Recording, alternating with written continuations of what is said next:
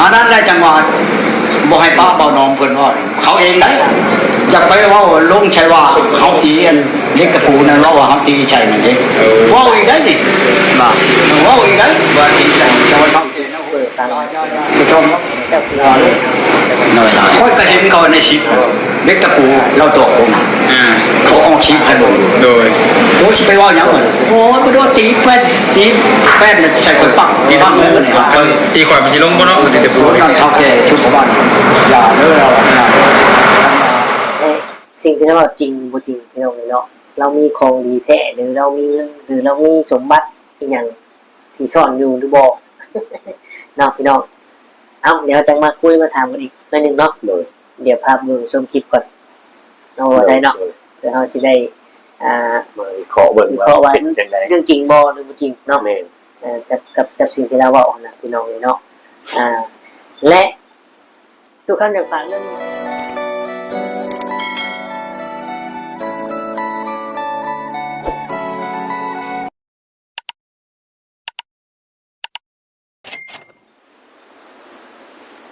กับทักทายสบายดีและสวัสดี FC พ่อแม่พี่น้องหมู่เพื่อนเด้อเนาะบ่ว่าสิเป็นฝั่งไทยฝั่งลาวหรือต่างประเทศก็ยินดีต้อนรับเข้าสู่ช่อง YouTube ตู้คำปันสุขพี่น้องเอ้ยเอามาเจอพ่อทุกคำมื้อนี้ช่วงแรงๆเนาะ6 โมงพี่น้องจะมาคู่มื้อนี้ก็ต้องโกเนาะสบายดีบ่ใช่เนาะสบายดีสวัสดี FC ตู้คำเบิดสุขุสุคนเนาะแม่นฝนตกเลยพี่น้องตอนนี้ไม่เห็นอยู่ฝนตกลินนะลินเนี่ยเดือนยังฝนตกลินแต่เก่าเดือน7เดือน8เดือน9เด้อเนาะอันนี้ก็รู้สึกว่าฝนเริ่มตกแหละพี่น้องเอ้ยเนาะพออยู่จังฮ้อนอ้าวเนาะนี่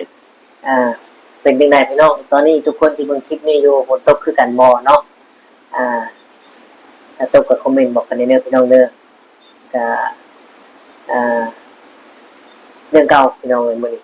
เรื่องเก่าคืออันใดเนาะกำลังที่ว่าเป็นแชร์ได้ว่ากำลังติดตามในโลกโซเชียลโลกยูทูบเบอร์นี่แหละพี่น้องเอ้ยเนาะบ่ใช่เห็นนะบ่เห็นเรื่องเลยอันเป็นกระแสนี่บ่ก็เห็นแต่มันขึ้นฟีดอยู่บ่ขึ้นเพจอยู่บ่ขึ้นอยู่ตู้ก้อนอะไรก็เบิ่งอยู่ดูเดือดดีๆเลยว่าเจ้าเชื่อบ่ที่มีเราเว้าออกมาเจ้าเชื่ออยู่บ่จังว่าเด้อที่เราว่ามีเจ้าทุกคนน่ะอายุ78น่ะเจ้าตีเจ้าให้เขาทุกคนเราเอานะสำหรับตัวข่อยนี่ทุกคนว่าอาจสิแม่นเพราะว่าได้หลายผ่านมาหลายคนเนาะผ่านมาหลายบ่มีใครอยู่ว่ะอยู่บางคนก็สูงสุดนี่บ่2 เดือนเนาะนั่นที่เราเคยเห็นพี่น้องเอ้ยแต่เรามาเจอคนที่19นี่เจอคนจริงคือกันบาดนี่ต่างคนต่างบ่ยอมไผเนาะเจ้าข่อยบ่ยอมเจ้าบ่ยอมข่อยแต่จากการที่เฮาเบิ่งนี่เฮาวิเคราะห์เบิ่งนี่ทุกคนนี่อาจสิผิดดีๆก็มีได้แม่นเพราะเราเถียงบ่ออกเลยได้แม่นเราเถียงบ่ออกเดี๋ยวตู้คำจะพาไปเบิ่งอีกคลิปนึงเนาะที่เพิ่นว่าได้ปะกันเรียบร้อยแล้วยาขาดแล้วบ่เอาแล้วเพิ่นว่าเดี๋ยวตู้คำจะพาไปเบิ่งชมคลิปจังหน่อยนึงเนาะก็เป็นทั้งช่อง YouTube หลายช่องของคนไทยลงพี่น้องแล้วว่าเราเตรียมเงินไปนะน้องชายเราเตรียมไปให้200,000 บาทเราเตรียมไปให้ใครนี่บ่จักสิเตรียมค่าหยังเรา200,000 บาทถ้าว่าลุกขึ้นใช้200,000 บาทเงินน้องบ่พออยู่เราแม่นี่พี่น้องมันบอกเราเว้าแบบว่าให้ทุกคนหรือว่าให้ผู้สาวที่เบิ่งอยู่เนี่ยมาเรามีเงินได้เพราะว่าคลิปที่เราเว้านี่ก็เราไปแต่งกลับไปก็มานี่ก็เบิด6 ล้าน7 ล้านให้เราพี่น้องกับเมียคนนี้บ่แม่นที่เรากลับไปก็มาคุยเรื่องกันเว้าร่วมกันนี่นะและสิ่งที่เราจริงบ่จริงพี่น้องเนาะเรามีของดีแท้หรือเรามีเงินหรือเรามีสมบัติอีหยังที่ซ่อนอยู่หรือบ่เนาะพี่น้องเดี๋ยวจังมาคุยมาถามกันอีกหน่อยนึงเนาะเดี๋ยวพาดูชมคลิปก่อนเนาะว่าใช่เนาะเดี๋ยวเฮาสิได้ขอเบิ่งว่าเป็นจังได๋เรื่องจริงบ่หรือบ่จริงเนาะจะกับสิ่งที่เราเว้านะพี่น้องเนาะและทุกครั้งอยากฝากเรื่องนึงพี่น้องเนาะคือมี FC หลายคนเนาะทักมาถามแล้วก็มีคอมเมนต์นำเนี่ยว่า คือบ่เห็นถ่ายคลิปน้องมะนาวแน่ว่าซั่นเนาะ ข่อยก็บ่เห็นดนในตู้คำ แต่ว่าข่อยก็บ่ได้ติดตามเลยนี่แต่ว่าเห็นทางYouTube บ้านเฮาถ่ายนี่คือว่าแล้วก็เห็นทางตัวซิดเพิ่นเอาลง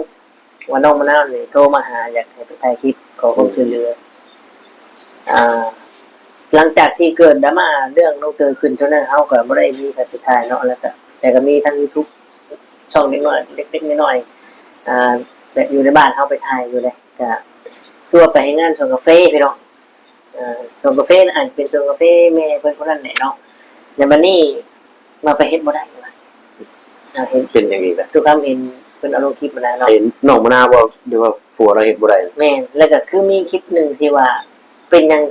เจ้าของสวนกาแฟซึ่งบ่รับผัวน้องมะนาวเฮ็ดงานว่าซั่นเนาะเฮาก็ได้อ่านได้เบิ่งอยู่แต่ว่าเฮาก็บ่ได้เจาะข้อมูลเรื่องราวเรื่องลึกซึ้งมากมายดอกพี่น้องเพราะว่าทางตัวทุกคำเองก็บ่ได้เข้าไปถ่ายแล้วบ่ได้อัปเดตแล้วเนาะหลังจากที่มันเกิดเรื่องราวขึ้นนะครับพี่น้องแต่ก็ยังฮักแพงแบ่งปันเสมอคือเก่า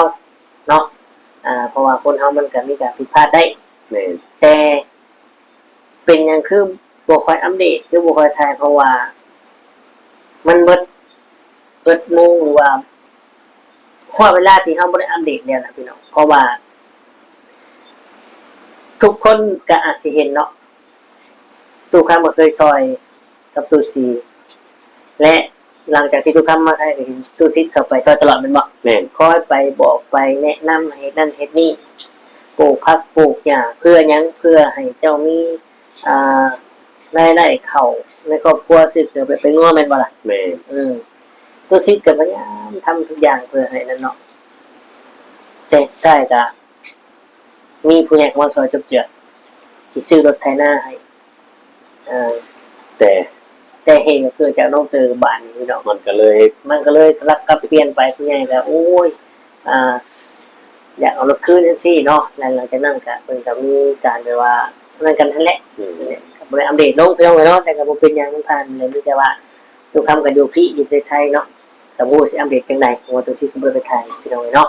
เอาสำหรับเรื่องน้องมะนาวก็ประมาณนี้พี่น้องติดตามกันต่อไป ส่วนเรื่องทุกคนนี่ไปเบิ่งนำกันมันทุกไป โดย โอ้ โอ้ย คือว่าประตูนี่ตัดเด็ดขาดเลยนะตัวเนาะขาด สรุปนี่ตัวตู้แบบว่าบ่เอาเมียคนนี้เนาะมันจะได้ บ่เอาคันเอามานี่คือเท่าแก่แนวโฮมนั่นคือกันกับพ่อบ้าน ว่าผู้ใหม่ก็เอากับเขานะ เขาเป็นว่าเขาดอกเจ้าเอาเมื่อนี่บ่ฮอด10มื้อมันเอาเรื่องเจ้านี่เชียงบ่เข้าได้เรา แม่น เอาแล้วเถื่อมันย่างไปทงน้ำมันล้มแช่ๆต่อนะว่าคอยตีมันแล้วมันก็เอาเลยได้บ่นี่ ใครจะเป็นพยานให้เนาะ ยังอยู่ แม่น หัวชมโตกับเงิน7 ล้านก็ยังประมาณวังเช้าชงเช้าล้านนี่นะเขาเชียร์ เบิดในเมียคนนี้น่ะบ่ เมียทั้งเบิ้นเมีย จักเที่ยวไปเที่ยวมาเนาะ เลยเนาะ แต่ค่ามันเองอ่ะทุกคนบอกค่ามันเองอ่ะบริษัท13 ล้านอยู่ได้ 13 ล้าน 13 ล้านเป็นส่วนมันเอง เป็นส่วนค่าชิ้นซอย ไล่ถึงหมูถึงยังมานะถึงมันค่าอันนั้นเด้อันค่าบ้านจะตั้งมาไล่แล้วบริษัท13 ล้านวันนี้ไปชมมื้อนี่หาก็เบิด6 ล้านนี่ชมมื้อเลยกับน้องคนนี้ได้ มื้อนี้กับเมื่อวานนี่แม่นบ่ มื้อนี้กับวันนี่วันนี้ก็เบิด3 ล้านมื้อนี้ก็ยังบ่ทันฮอด3มื้อนี้น่ะ แต่เกือบ เบิดล้านปลายแล้วนี่ออกไปจะนี่ก็ไปทับอยู่ได้อาหารเช้านั่นวันนี้กินเบียร์กินหยังอยู่ฮั่น โดย นี่นะ โอ้ โอ้ย คือว่าประตูนี่ตัดเด็ดขาดเลยนะตัวเนาะขาด สรุปนี่ตัวตู้แบบว่าบ่เอาเมียคนนี้เนาะมันจะได้ บ่เอาคันเอามานี่คือเท่าแก่แนวโฮมนั่นคือกันกับพ่อบ้าน ว่าผู้ใหม่ก็เอากับเขานะ โดย เขาเป็นว่าเขาดอกเจ้าเอาเมื่อนี่บ่ฮอด10มื้อมันเอาเรื่องเจ้านี่เชียงบ่เข้าได้เรา แม่น เอาแล้วเถื่อมันย่างไปทงน้ำมันล้มแช่ๆต่อนะว่าคอยตีมันแล้วมันก็เอาเลยได้บ่นี่ ใครจะเป็นพยานให้เนาะ แม่นเลย ยังอยู่ แม่น หัวชมโตกับเงิน7 ล้านแต่ยังอยู่นานนั่งน้ำมันหัวชมโตบัญชีรายไปได้จังหวะกันยังว่ามันถึงเท่ากับบุคคลตัวหนึ่งชาม4 ล้านแม่นบ่ โดย เป็นเงิน7 ล้านนั่นเองอีกกันได้สั่นโอ้ยป๊อมันมาเครื่องมึงใจตัวเองไปเอาน้องชายดึงน้องชายไปได้ได้โตชวนป๊ามันว่าป๊าเจ๊ชอบมาแล้วบ่เอาหยังระยะได้บ่อย่าเงินก็อยู่น้ำมันเองเนาะ เงิน2แสนอยู่เนาะทงน้องชาย2แสนบาทยากน่าอายเลยมันตายที่ได้ก็ดีไปชื่อเอาเมียมาอยู่ เสียงร้อนเนาะ เขาก็ไม่ได้ขอขาดองตื่มบ่ตุขาดองเขาไม่ได้ขอเอาตื่มบ่ บ่ได้เอาคืน ส่วนที่เหลือนั่นคือปลาเลยเนาะ เขาบ่ได้เอาตื่นมาอีกมีว่ามาใช้โทษนะก็ตัวนี้หาครับเราหาเนี่ยถูกต้องอันนั้นได้จังหวะบ่ให้ป้าเบาน้องเพิ่นว่าเขาเองได้อยากไปว่าลงชัยว่าเฮาตีอันเล็กกระปูนั่นว่าเฮาตีชัยนั่นเองว่าอีกได้ดิบ่ว่าอีกได้ว่าตีชัยจะว่าเฮาแก่นะโหอย่าไม่ต้องอย่าเลยน้อยๆค่อยก็เห็นเขาในชิปนะเล็กกระปูเราตกผมเขาเอาชิปให้บนอยู่ โดย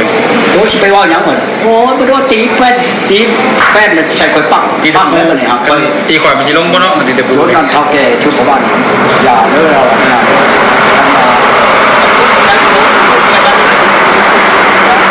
จับโทษเป๊กยังจับไปตีอยู่ในเอื้อนเขาเราโวย เนาะตู้ มันช็อกแขนน้องข่อยถือไปยาบุพเพมันนี่ เนาะ อันนี้นะแหงยักษ์ เกียมไม่ลายเนาะ ไม่ได้แต่ว่าแต่ก็เห็นนั่นคือกันจังที่เกิดกันนั่น ตะกี้ว่าสิคืนมาเลยได้มันฆ่าความกับข่อยเนี่ยฆ่าเงินกับไว้บ่ให้มีคนไปลงชิปข่อยกับเจ้า โดย มันลงจะเจ้าเดียวได้ที่เดียวมันแห้งมันบ่อยลงมันย่านลงจักมีใส่มันคือกับนี่เด้เจ้าลูกนี่เขาจักพดเจ้าลูกจักมันนิสัยของมันบ่อยลงบัดสิดาแต่พวกเจ้าลงผ่านมาวานนี่เอาแล้วผู้คอยอัดผู้มาแต่กระช่วงคนน่ะ โดย แล้วโทรมาใช่ก่อนคือเราอ่ะที่เด็กมาสุขอเราเนี่ยเราเอาไม่ได้หรอกเราอ่ะเราอัดผู้ไปก่อน เนาะ ชุดเฉียวโอ้ยกูเดี๋ยวว่าชาวบ้านกูชิปบ้านเลี้ยนี่กำลังต้นลงกันกูแกนนะบอกพยัญชนะวิมลบนชิตาแต่พวกเจ้านี่ก็ยิ้มช่วยเขาได้ ช่วยแล้วบอกไปสิบ่ช่วยเนาะ เจ้าก็ชิบบ้าให้ไปนั่นก็คือตัวขนาอันนั้นมาคือตัวนี้กระตุ้นเชียวมือเนี่ยก็หอดชองชองมือแล้วเถื่อมัน โอเคพี่น้องตัดภาพมา เป็นยังไง FC หลังจากที่ได้เบิ่งได้ชมเพิ่นนั่งคุยอธิบายชี้แจงให้ FC ได้ฟังหรือว่าเราสู่ YouTube เปิดฟังกันแหละพี่น้องเจ้าคิดเห็นยังไงเอาตามเจ้าก่อน ใช่นั่นยินนะว่าคล้ายๆแบบว่าเราจะอวดผู้สาวบ่หรือว่าจังใดตู้ครับบ่เรื่องเงินเรื่องคำเนาะเลย เนาะมันมีเงินอีกได้แล้ววะ เอ เนาะ อแล้วว่ามีเงินหลายน้องถือไป200,000 300,000เนาะธรรมดาแต่ว่าเงินน้องเราบ่คือเรานี่ครับบ่ นั่นแหละจังว่านะ แต่ว่าเราก็ว่าอยู่เมื่อกี้เราว่าเบิดนำผู้หญิงหลายได้แล้ววะเนาะ หลายสาวโบราณแล้วว่า ชาวโคราชนี่พี่น้องและสิ่งที่เราเล่าเนี่ย มันเป็นจริงหรือจริงเพราะว่า มันก็ต้องฟังคนสองครั้งเนาะเป็นบอก แม่น บางเทื่อผู้ยิ่งเนี่ยทุกคำบอกเลยว่า 99.9% เลยพี่น้องถ้าอันใดที่เขาพดความอดทนแนวนี้ แม่น คือเขาไปเลยได้ แม่น ที่เพิ่นย่อมอยู่น้ำเจ้าเดือน2 เดือนเป็นปีเนี่ยอดทนอยู่กับคำที่เจ้าว่าหรือว่าเจ้าต้นปีเนี่ย แม่น เป็นปีเป็นเดือนเป็นบอก แม่น อันนี้ก็คือกันพี่น้องจากฟังจากที่เมียเราเว้านี่ แม่นเห็นบ่เราเงียบไป เวลาเมียเราว่าเราเงียบไปเลยเนาะ แม่น เราสิบ่ตอบโต้หยังเล แต่ ย ถ้าว่าเมียเราเว้าข้อใดที่เราบ่ได้เห็นเราสิเถียงได้ แม่นนั่นแหละค่อยสงสัยตรงนี้แหละ แล้วมันนี่สิ่งที่เมียเราเว้านี่เจ้าว่าเชื่อได้จะบ่ค่อยว่าอยาก อยากไป เชื่อเลยข่อยก็ว่าอยากเชื่อเพราะว่า แม่น เมียทุกคนที่เราเอามาเนี่ยก็อยู่ร่วมกันบ่ได้โดน จักคนเนาะทุกครับ 19 คนเนี่ยแหละว่าคนที่19 19คน แม่น อ่า แต่ว่าผู้นี้นี่ เนาะ ผู้นี้นี่อายุนี่ก็อาจสิยังบ่ซ้ำเราหรอกแต่ว่าก็เป็นผู้ใหญ่ ไรเดียกัน ก็พอสิฮู้อีหยังเรื่องราวมากมายเนาะเราบ่ย่านคำคูหรือว่าคำกล่าวหาของผัวเรา แต่ผัวเราก็ยังว่า มันอยากปะมันหาเรื่อง เออ อ่า อันนึงจะคอยจังซี่เราอันนี้คือเราบอกอันนี้ แม่น เป็นหยังเราคืออยากปะเราก็ว่าผัวนี่บ่ให้เกียรติเมียบอกหรือว่าจังไดแหละมีบะโอบะกันเรื่องราวของลับนี่ก็ไปเว้า อย่างประมาณ เรา นั้น ขายเมีย เพราะว่าเห็นเมียแล้วเว้านะ อืม หรือที่เราเคยเว้าที่ผ่านมาหั่นแหละพี่น้องที่เราเคยเว้าว่าคืนนึงนี่ก็ได้8-9 ดอก อันนี้ข่อยก็ แม่นะ เมียได้บอกว่า และบัดนี้เมียเราผู้นี้เนี่ยอาจสิบ่มักในข้อ แม่ จุดตัวนี้หรือบ่หรือว่าจังไดเนาะเราถึงว่าเอาเรื่องนี้มาประจานข่อย ถึงมันสิแม่นบ่แม่นเฮาก็บ่สมควรเว้าได้เรื่องนี้เนาะเรื่องผัวเมียแบบนี้ ใดเนาะแต่ที่ผ่านมาเนี่ยผู้สาวซ้ำหน่อยที่เราพบมาแล้วว่าเอาคืนนึงบางเทื่อจนมันคืนน่ะเราอ่ะสาวซ้ำหน่อยก็หัวว่าน้องหัวม่วนแต่ผู้นี้แต่เมียผู้นี้เนี่ยบ่ยอมเนาะ สิบ่มักในข้อนี้ก็แม่น ว่าเจ้านี่ประจานข่อยจังซี่เพิ่นว่าเนาะและล่าสุดนี่คือว่าเด็ดขาดเลยเนาะตัวเด็ดขาดเลย คือว่าอยากว่าซั่นแหละ ตัวเด็ดขาดเลยปะขาดเลยบ่เอาแล้วซั่นตามที่เราบอกเมื่อกี้นะเบิดลายเลยเราอ่ะน้องปรึกษาน้องก็ว่าบ่เอาเราอ่ะพี่น้องเลยเนาะเอาเจ้าคิดว่ายังสิมีอีกอยู่บ่ยังสิมีคนสิเอาเราอยู่บ่เจ้าว่าเอา น่าสิมีอยู่ น่าสิมีแม่นบ่ น่าสิ เอามีเดี๋ยวติดตาม มีก็แต่ว่าบ่เป็นครอบครัวคือแบบนี้แหละ แม่นละห้องในแห่งเนาะ แม่น FC หลายคนก็คอมเมนต์ว่าเท่ากับคำว่าซาเนาะบางเทื่อเนาะเอาตัวคำยกตัวอย่างเนาะบางเทื่อถ้าผู้ที่ถือเสน่ห์หรือมีของดีหรือเรียนวิชาทั้งนี้เนี่ยพุ่นแหละถ้าเอาตายจากมันพุ่นแหละ แม่น ใส่ แม่นแม่น ยกตัวอย่างเนาะตัวคำเคยเห็นเคยได้ยินเนาะเป็นเรื่องจริงใช่ไหมมีลุงคนนึงเนาะผู้เฒ่านี่เราไปเรียนวิชาขี้ลักหรือว่าวิชาขโมยวิชาขโมย แม่น คือวิชานี่กฎของวิชานี่คือต้องเรียนแล้วต้องลักต้องขโมยเนาะเป็นของใครก็แล้วแต่ของเอื้อยของน้อง ในทางของในครอบครัว แม่น ขอแค่ได้รัก ขอแค่ได้ลักเพราะว่าในอันที่เจ้าเรียนมาน่ะคาถาขี้รักเด้ อ๋อ ถ้าบ่รักเนี่ยเจ้าสิอยู่บ่ได้นอนบ่หลับ แล้วนี่ก็มีเนาะ นี่พี่น้องเนาะอันนี้คือตามที่ครูที่เรียนมาแล้วบ่ว่าให้ฟัง อ๋อ เพราะว่าเพิ่นน่ะได้ไปเฮ็ดของลูกของหลานแหละมาบอกให้ทางญาติพี่น้องเข้าใจว่าบ่เฮ็ดบ่ได้ เรียนมาในสิ่งนี้ก็บ่ได้บางเทื่อทุกคนอาจสิเป็นแบบเดียวกันก็มีพี่น้อง เป็น เนาะว่า วิชา แม่ แบบนี้มาเนาะแบบของครับของเสน่ห์อยู่อย่าง บ่ได้ นี้ นะ นะ เพราะนี่เป็นของต่ำนะ ของบ่ดี แม่ บ่ดีได้นั่นนี่นะพี่น้อง เชื่อนี่ใส่มาสมมติใส่ได้มานี่ครับมาอยู่นะ แม่น แล้วก็ไปเชื่อนี่ บ่มีหยังเกิดขึ้น บ่มีอ่ะ นี่แหละมันก็สิว่าของดีก็บ่ว่าบ่เป็นของดีดอกครับบ่เป็นของดีเนาะมันเป็นของเล็กมากกว่า